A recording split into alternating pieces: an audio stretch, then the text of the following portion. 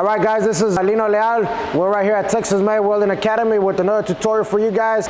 Big shout out to all our supporters and all our subscribers. We finally hit 1K. We got this really nice bad boys right here. It's a remote with a knob. It has your dial, and you're able to just plug and play. If you want to use it for a milling machine, a Lincoln, or a Ready Arc, they're available at our website. It's a new item that is out, a new product. Another thing that we just have that came out is some real nice welding caps. We got the off-white with some brown stitching. They're really nice. And we got the white one with the khaki stitching on it. Real soft on top. A little bit of thicker material on the bottom to avoid, you know, when you're welding and you're sweating and that hood is, that welding cap is moving around. They fit real nice. And right here I got the real nice blue one.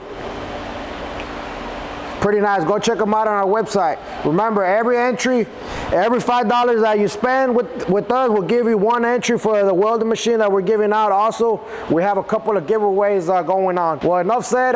We're starting off with the basics, real simple stuff that is is difficult for you guys that are starting off. So we're pretty much going to show you guys how to run a vertical bead with 7018 332. How does it look when you're going too fast, too slow, or if you're stacking up a lot of metal, the proper way to stack your beads and all that good stuff.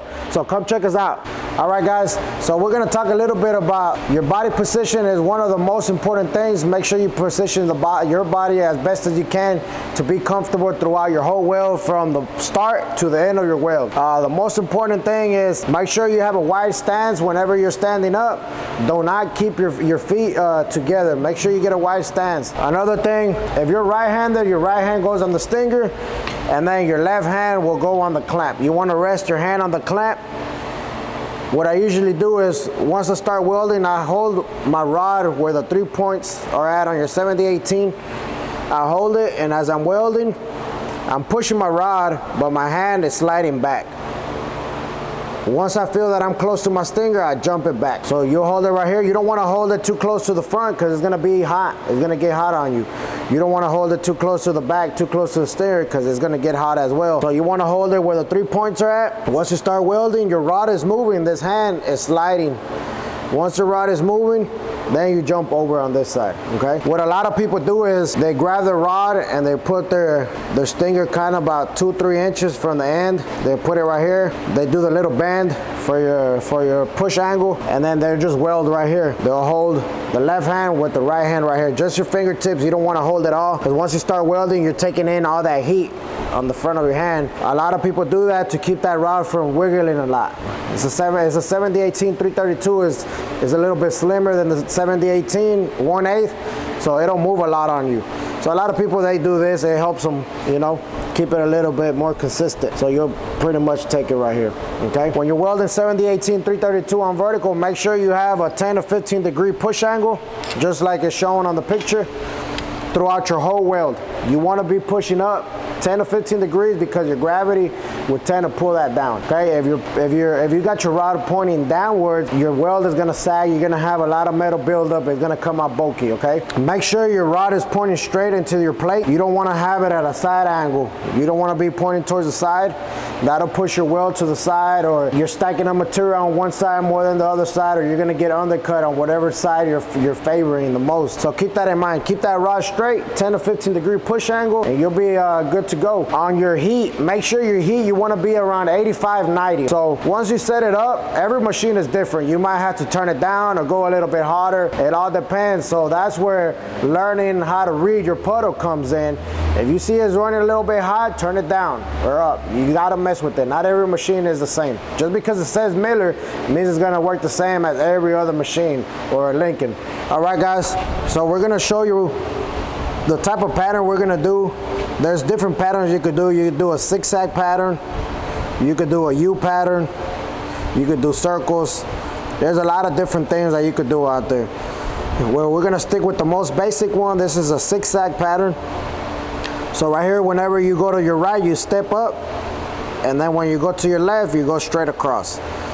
Every time you get to your sides, you're gonna pause for about 2/3 of a second, okay? So we're gonna go right here, pause, pause. So this is pretty much the pattern you're gonna be doing. We just blew it up just so you guys can see the difference, okay? If you look at this rod has the right side to it, and then it has the left side to it. So basically what we did is we drew a line right here with our soapstone. You can make a line with your soapstone or with your grinding disc.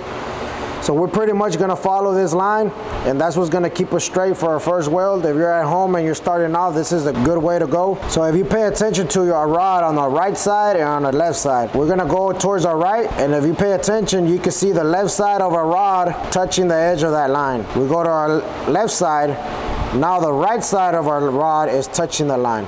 Okay, you don't want to be stepping out too much, then you're gonna have inconsistency on your weld. It's gonna be wider and then thinner.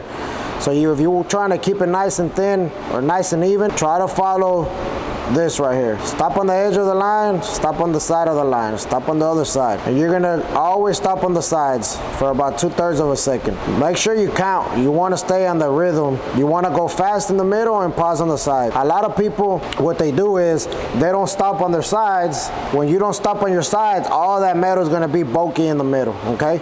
So you wanna always pause on your sides. It's not gonna drip. Your metal is not gonna blob on you. The only reason it's gonna blob is if you pull away from your plate or if you're not stopping on the sides, okay? So make sure you keep your rod, make sure you keep a tight arc on your rod, keep it close to your plate. You don't wanna be stabbing at your plate, but you don't wanna be having it too far away from your plate. That's called long arcing, okay? If you're too far away, you're gonna see a lot of sparks coming off of your rod, and the metal is gonna be falling from your rod to your plate. You don't wanna see that. You wanna have a really tight arc.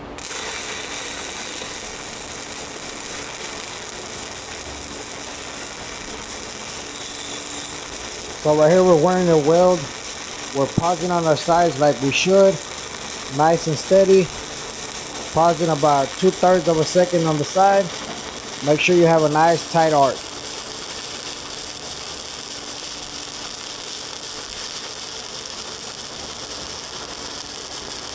If you pay attention right under the rod, you can see your puddle as your weld is coming upwards. Make sure you have a nice puddle following you right behind you.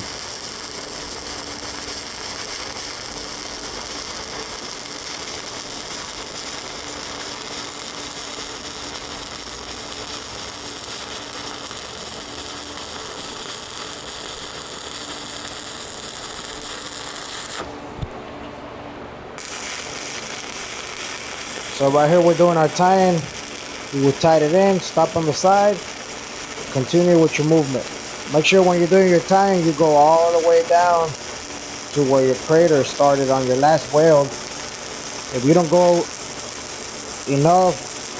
far enough down, you will have a dip in between your tying. Make sure you do a good tying, go all the way down. If you have a heavy tying, that's never bad. You could always grind that down. But if you have a dip, you gotta come back and fill it up. So that's our weld that we just threw down with our tying. You could check your tying right there, right in the middle. Looks pretty good.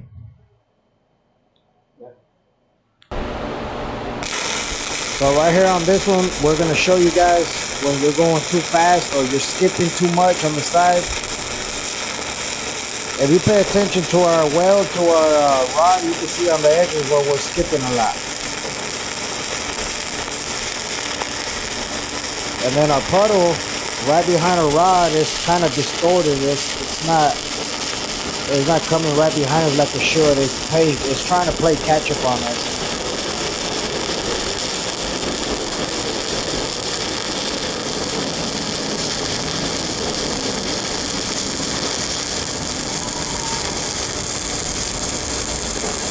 Make sure you take your time, nice and slow. If you look at the ripples right on the side of the weld, you can see where we're skipping a lot. We're not letting it fill up on the corners. That means you got to tighten up your zigzag pattern. If your weld is looking like that, you got to tighten up that zigzag pattern.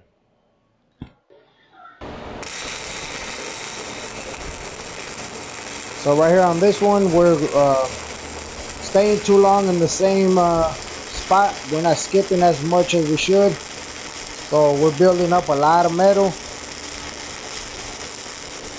At the end of the weld, you will see a big difference on your rod. You're pretty much going to finish up your whole rod, and you're only going to weld about 3 inches. So that means you're staying too long in the same spot, depositing too much metal in the same spot. Your weld will be too heavy, too bulky. If you look at the puddle right behind a rod, that's a lot. It looks really, really heavy. That's too much metal.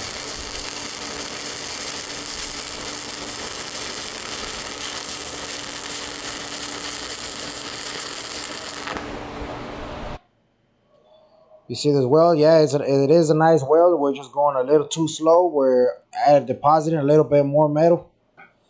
That'll make a big difference when you're filling up big bevels and stuff like that. You can take it a little bit slower just to fill up a little bit faster. Okay, so on this one we're showing you we're long arching. You see the tip of a rod is too far away from our base plate. So you see a lot of sparks coming off of the rod, a lot of metal coming dripping off of the rod onto the plate. Just make sure you have a tight arc. You don't want to be long arching. Right there, on this one right here, we have a tight arc. Now right here, we're pushing our rod way too close to the plate. That's too tight of an arc. If you feel like your rod is jamming into your plate, you're too close. You need to back up a little bit.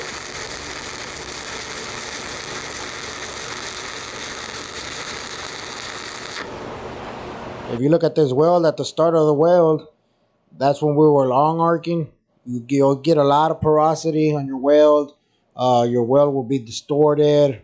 A lot of buckshots everywhere. So just remember, it's plain and simple. If you see a lot of sparks coming off of the tip of your rod, or your metal dripping off of your rod onto your plate, that means you're too far away. You need to push that rod. Remember, as you're welding, that rod is getting shorter. You need to keep pushing that rod. Okay, so right here we're welding a little too cold. You can see where our puddle is a little bit too stiff. It's too cold. You're having a hard time burning that rod onto the plate. The metal is having a hard time spreading out. So right here we're going to turn it up a little bit hotter. Now right here, that's how it looks whenever it's way too hot. By the time your metal gets there, it's already burning your rod. That's too hot.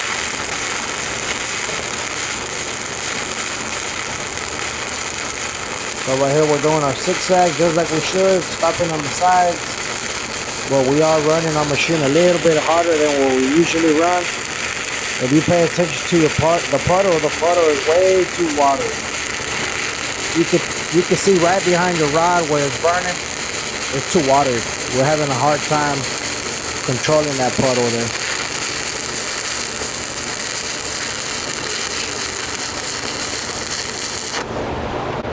Alright guys, so we pretty much showed you guys how to run a good pass, how it looks whenever you're going too fast, too slow, etc. So right now we're going to show you guys how to properly stack up one bead to another bead, just the way that is showing right here. These two, don't worry about this, just look at these two. That's how they should properly overlap each other, okay? So you have one bead right here, the other one is overlapping half of that other bead. Make sure you don't have a wagon trail or a dip in between those welds. If you have that, that means you're too far away. You need to move a little bit closer, okay? All right, guys, so we have this weld right here, and we're gonna overlap it with our next one. This is the edge of our weld.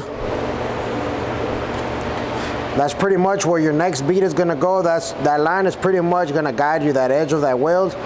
So you're gonna go to the right, pause, go to the left. You're pretty much staying right on that line, okay? Make sure you pause on both sides so you won't get undercut. And remember, if you have that valley in between those two welds, that means they're too separated. That means they're too separated. On the next one, you're gonna have to jump a little bit more over, okay?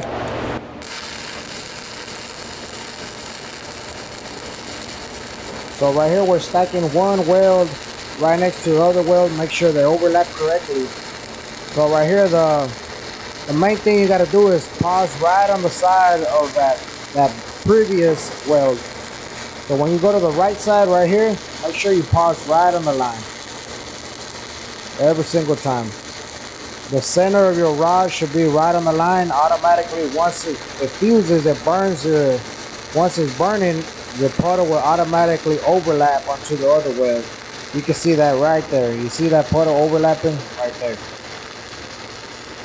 Keep your same rhythm.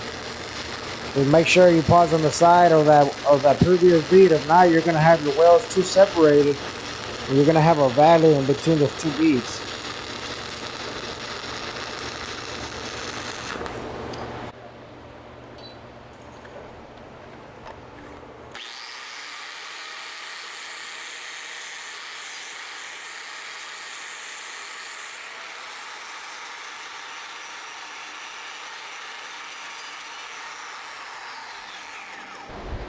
So right here, if you pay attention to the beads we just run last, you see how nicely they're overlapping each other?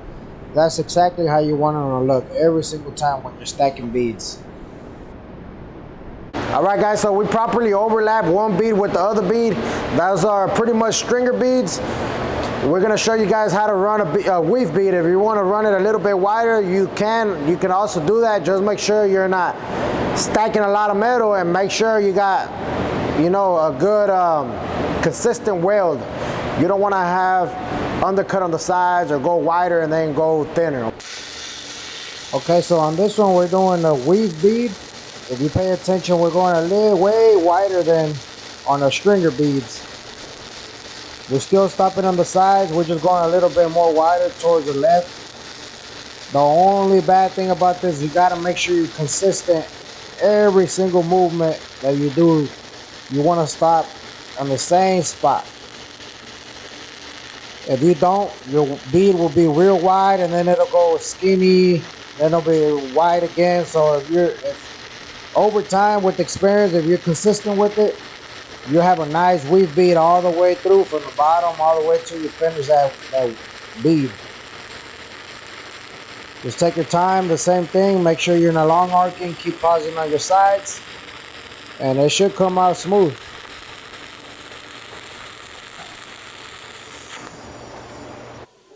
So right here, we're gonna do our tie-in on our weave bead. Come down, tie in right there, stop on the sides, and keep going to the same movement that you were doing previously. There's the best way to get better on your tie-ins is keep practicing, especially if you're at school.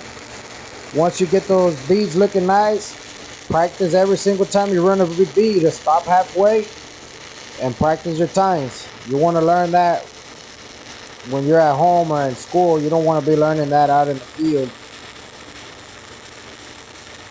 If you have a bad tie-in, too bulky, that's why you got that grinder. Make sure you use that grinder, grind it nicely. You know, do your best, grind the rest. Alright guys, so we just finished up our weave pass. Hopefully it looks pretty good to me. Hopefully you guys liked the video. Hopefully you guys liked the video and took something good to the house or to the welding school, wherever you guys are at. We wanted to thank you guys again for all the support, all the good comments, and you know, bad comments. We're trying to get better as we go, but I appreciate it. We finally hit the 1K subscribers. It's a big step for us. We don't have a lot of subscribers like other channels, but hey, hopefully we get up there with them big dogs, and we're working on getting better. Stay tuned for more videos. We just bought a rig. We got a rig, and we got a welding bed coming for it. Some real nice rims. Hopefully you guys stay in tune so you can follow us and see the project on that truck.